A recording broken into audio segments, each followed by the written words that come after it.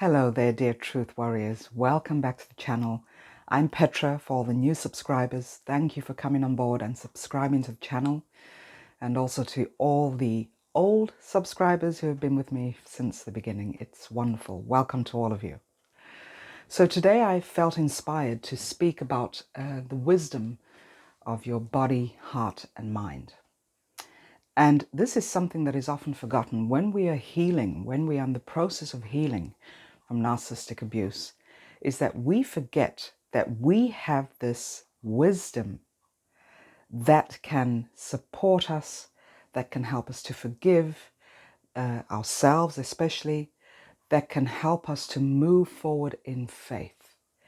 And this is wisdom. We all have this wisdom within us. And so oftentimes we forget to use this wisdom because we're so caught up in the ego, in the mind, that we forget that our body functions at very many different levels. So your wisdom will always provide you with guidelines, always. And the wisdom is in your heart, body, and mind. What we often do when we get into, for example, regular therapy, I myself provide spiritual therapy, breathing therapy, and this is because it's so important to deal with your emotional wounds on several levels instead of just from the ego based level, the mind. Because when I say ego, people get their backs up. I don't have an ego, and I'm not an egotistical person, and that's not what I mean.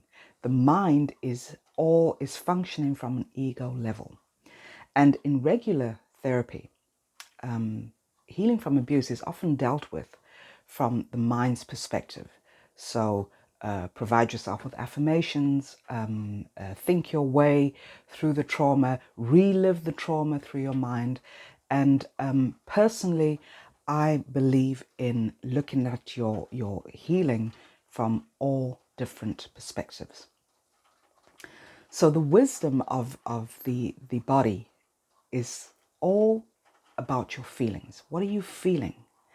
And this is the thing that we often forget, especially when we first encounter, specifically with friendships and narcissistic relationships. And of course, also when you have been dealing with a dysfunctional family, a narcissistic family, is that even from a very young age, you are so in tune with your feelings and your emotions and not so much ego-based, especially as a young child. Because a child will see what's going on in a dysfunctional home, but they will at that point, especially a very young child, will not be verbally equipped to explain what they're going through. So what happens is that they observe and then they take on this energy, they internalize the energy, they feel all these emotions and all these feelings, and oftentimes they are told by the dysfunctional parents that their feelings are not validated, that their emotions are incorrect, and so you start to become programmed through your dysfunctional parents. The same is for if you've been in a narcissistic friendship or in a friendship with a narcissist or in a relationship with a narcissist, is that your body will always tell you what's really going on. So when you get that inkling, when you get that feeling of, I don't know, I have a bit of doubt here. I've seen some red flags, but I'm just going to choose to ignore them. This is your body. You know, your body has wisdom. It has these antennas that know exactly what kind of energy you are stepping into. And oftentimes, so often, I've done it myself, ignored those red flags, ignored what my body was telling me. You know, energy can be felt. Energy you cannot see, you cannot hold it, but you can feel it. And this is your body's way of saying something is up. And you need to listen to this, you know, so as not to get caught up in the next toxic relationship. Listen to your body. Your body has your best interests at heart. Your body is not out to trick you. It's not out to make you believe something totally different than what you're feeling. You can rely on the feelings that your body is sending to you. your intuition. You can absolutely trust that. So it's about seeing and acknowledging the red flags. And I know we've all fallen down. We've all made the mistake of ignoring those red flags and just going with it, and then ending up stressed out, emotionally abused, psychologically abused, when if we had just listened to our intuition, we would have known to steer away from anything that is not compatible with our own energy. So there is the body's wisdom right there. The second is the mind, as I just spoke of, the ego. Now, the ego is a great companion when perceiving a threat. So the ego is designed to always protect you. It's like being out in, if you observe animals in the wild, is that they can sense, they have the sixth sense of danger. There's danger lurking around the corner. There's danger around there or in their surroundings. And they can sense this and they will know what to do in that moment. So they will often flee to keep themselves safe. This is what the mind does. This is what the ego does. So in that respect, the ego is a great friend to have. There is a flip side to that. Because when you have removed yourself from a toxic relationship or when you have been discarded, the ego does not know the difference between a real threat and a perceived threat. So the ego will keep telling you, I'm going to keep you safe. I'm going to keep you safe. So you have this perceived threat and you think stuff is happening to you. Your mind plays tricks on you. You're reliving all the old memories. You're bringing up all these old thoughts. And the ego is telling you, I'm going to keep you safe. I'm going to keep you safe. So it is also stopping you from stepping out of your comfort zone. Because healing is a very uncomfortable place to be in. It's a very painful process to be in. Everyone tends to think when they start on their healing journey that it's going to be all unicorns and rainbows, when healing is a very raw, painful, upsetting, distressing process. But it's just temporary, because you get, when you're through your healing process, you get to the end of the tunnel, you see the light, you feel different. So the pain is just temporary. And what does the ego do in this situation? When it feels the pain, when it feels the distress, when it feels the upset from the healing process, it is going to try and keep you safe by keeping you stuck in your comfort zone. So when you are looking to stretch yourself, when you are looking to grow out of your comfort zone, the ego is going to say, or the ego will say to you, hold up, don't go there, don't step out of your comfort zone. It's safe to stay in the comfort zone, and it's safer to stay in the place where things are familiar to you.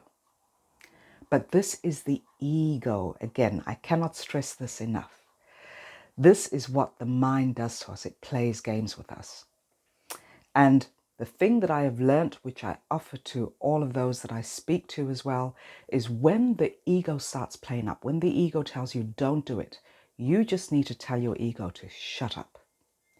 And then ask yourself, the thoughts that you are having, challenge those thoughts and ask yourself, is this true? Is this true?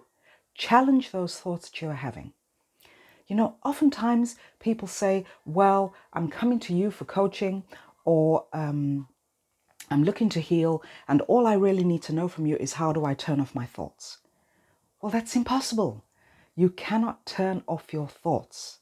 You can redirect your thoughts, but you cannot turn them off. So what I say in this situation is, when those thoughts come up, I'm not good enough, I'm not worthy of love, I can't do this, no one sees me, no one hears me, is to simply observe those thoughts. You don't have to act on them, you don't have to analyze them, you just need to remember that this is your ego trying to keep you away from growth. And then you ask yourself, is this true? 3 words. And 9 times out of 10, the thoughts you're having about yourself are not true. So there is wisdom in that, in your mind. If you are willing to challenge your mind, you will see that then your body takes over, you'll recognize how you feel, and your heart will speak to you, your intuition. And this is the way you can redirect your thoughts. You cannot turn off thoughts. The heart. The heart has so much wisdom. You know, the heart is your intuition, and it always knows the truth. So when we are detached, and this is what happens when we are caught up in toxic friendships or relationships or the family dynamic, we tend to shut off our heart because we're trying to keep it safe. This is what the ego tells us. Shut off your heart space to keep yourself safe. So we build up walls. We don't trust people. We don't trust ourselves. We are not trusting of life. When really, if you take the time through your healing process to take those baby steps and slowly open up your heart space again, you will see that there's really nothing to fear except fear itself. Fear is not always a great advisor. Fear, when there is a real threat and you feel that fear, then you can act on it. But oftentimes, in fact, almost every single time when we come out of abusive relationships, is that the fear to us feels very real when really it's not. It's simply the memory, the thoughts that we are acting on. So your heart is trying to lift you. This is what your heart does. Your heart lifts you to a higher consciousness. The ego keeps you at a very low state of consciousness. So it's very important when you're going through your healing process to take all layers and all aspects into account. Your heart, your body, and your mind. See those red flags, acknowledge those red flags, and make a different choice for yourself. Because you cannot move on and you will find yourself feeling stuck when you try to keep everything in your comfort zone.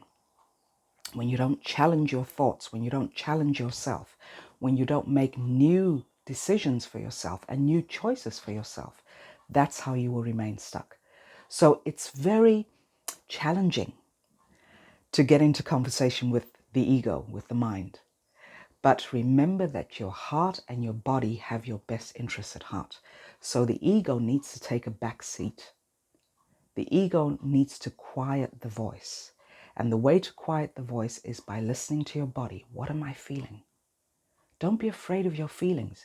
Your feelings are providing you, again, with wisdom, and wisdom provides you with guidelines. So whatever you're feeling, whether it's fear, whether it's sadness, whether it's distress, whether it's anxiety, simply acknowledge that this is what you're feeling. When you acknowledge those feelings instead of suppressing them, pushing them down, that's when your body is given the chance to heal itself. Because again, your body has this great intelligence, has great wisdom. And it's oftentimes that we don't want to listen to it because we want to get through the trauma simply by thinking our way out of it. And that is not the way to go. It may be a temporary way to go, but at the end of the day, it's going to destroy or obstruct your growth. That and your heart, because your heart has this great intelligence. It's all about love. When we realize that we are these very loving, intelligent beings, we are co-creators in our own reality. And we need to give this more credit because we are so cut off from our heart and from the feelings that we have that we don't realize that by listening to our feelings, by listening to our intuition, by being in touch, by reconnecting with ourselves, that is what is going to help us to move on. So I hope that this has helped some.